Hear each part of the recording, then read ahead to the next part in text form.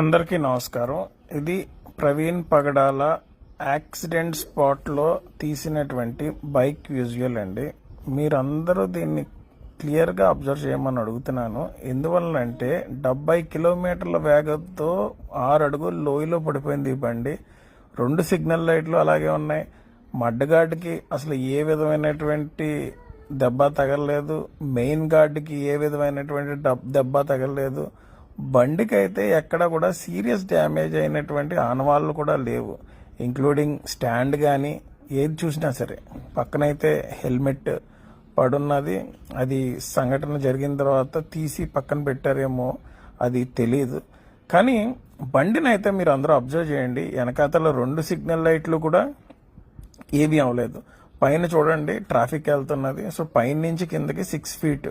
2 సీట్లకి ఏం అవ్వలేదు. సైలెన్సర్కి డ్యామేజ్ అవ్వలేదు. అంటే ఎంతో ఎక్స్పర్ట్ ఆడు అంత కూడా, లేకపోతే అది బైక్ డ్రైవ్ చేసింది ఎవడో తెలియదు కానీ వాడు ఎంతో ఎక్స్పర్ట్ అయితే కానీ 70 కిలోమీటర్ల వేగంలో బైక్ని ఈ రకంగా దింపడం అంటే చిన్న విషయం కాదండి.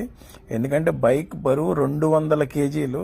పోలీసు వాళ్ళు స్పీడ్ లాక్ ప్రకారం చెప్తున్నది లాస్ట్ ట్రావెల్ స్పీడ్ ఏమో 70 కిలోమీటర్స్ పర్ అవర్.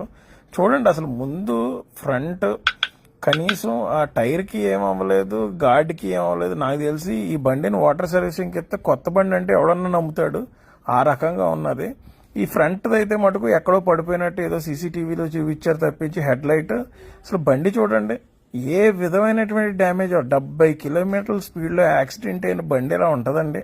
మనలో మనమాట పోలీసు వారు